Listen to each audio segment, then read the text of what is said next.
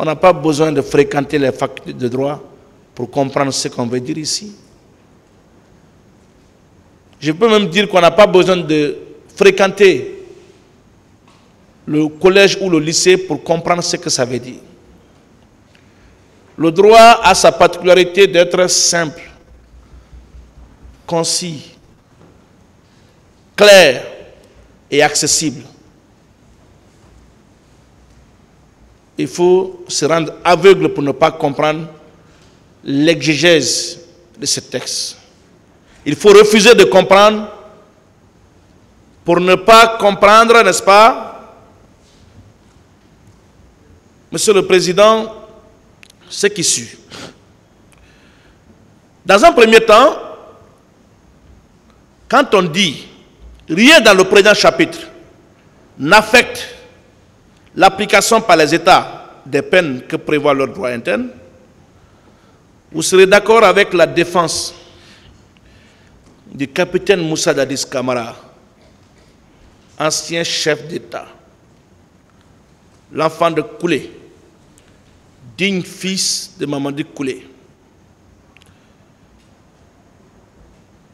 Monsieur le Président, que ce statut donne la liberté aux États de faire cohabiter les peines prévues à l'article 77 du statut et d'autres types de peines dans leurs droits internes.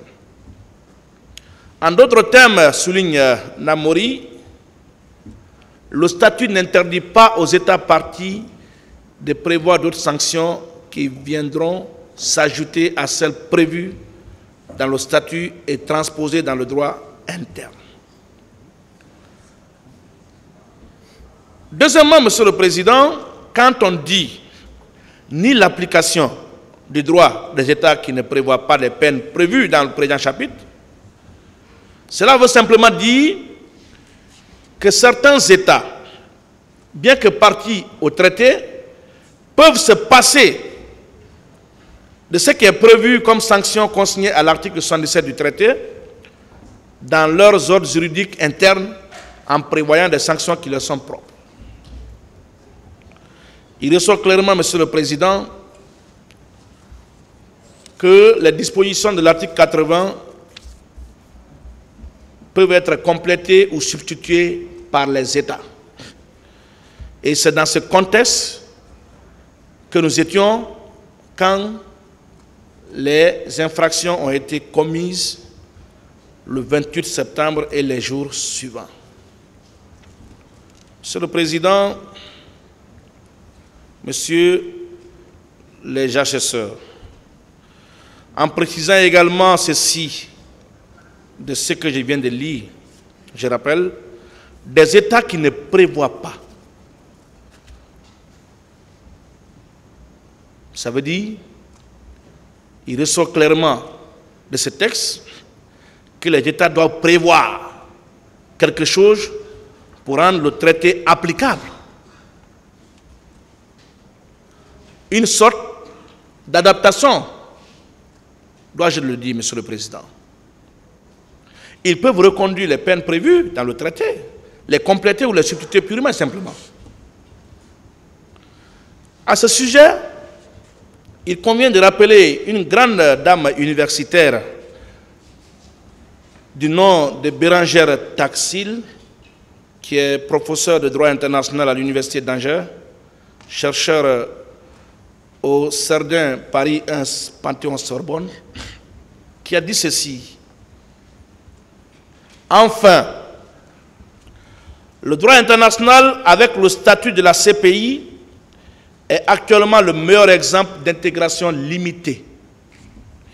Il s'agit là d'un traité à portée universelle, récent, très politique, impliquant de très nombreuses réformes du droit pénal matériel et procédural au sein de la plupart des États l'ayant ratifié. Étroitement lié aux conventions humanitaires, il pénalise les violations de celles-ci. Entre adhésion tardive et transposition partielle, c'est néanmoins le domaine le plus marquant de l'internalisation du droit interne. Que ce soit en France, au Royaume-Uni, en Allemagne, en Italie, au Canada, plusieurs lois d'adaptation ont été jugées nécessaires par chaque État.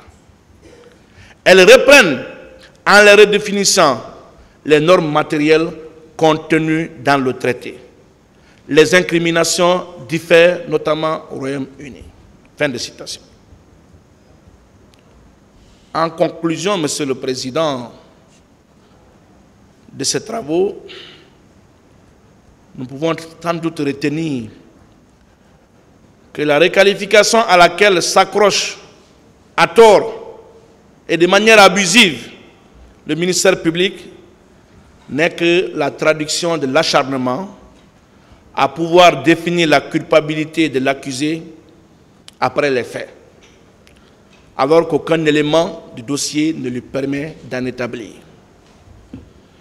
Et à ce propos, il convient de se souvenir de ces fortes paroles d'Ortolan, un célèbre doctrinaire qui a dit ceci: la puissance répressive, partie essentielle de la souveraineté interne, n'est pas objet de négociations internationales. Chaque peuple, quand il punit sur son territoire, tient son droit de lui-même et non d'aucune convention diplomatique quelconque avec une autre puissance. Il punit et ne peut punir que par le fait en lui-même est coupable, selon la morale et selon ses lois. Et qu'en outre, il a un intérêt direct, un intérêt propre à ce que l'auteur n'en reste pas impuni. Vouloir subordonner le droit de poursuite à l'existence d'une convention diplomatique, c'est donc vouloir amoindrir la souveraineté nationale.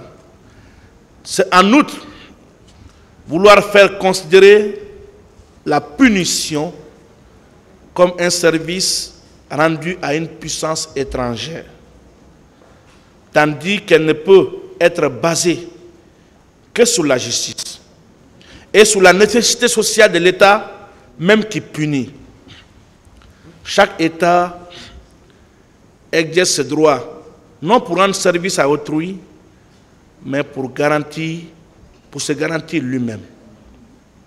Monsieur le Président, tenant compte de toutes ces considérations, vous allez rejeter cette demande de requalification. Dans ce procès, on est allé chercher des jurisprudences aux États-Unis.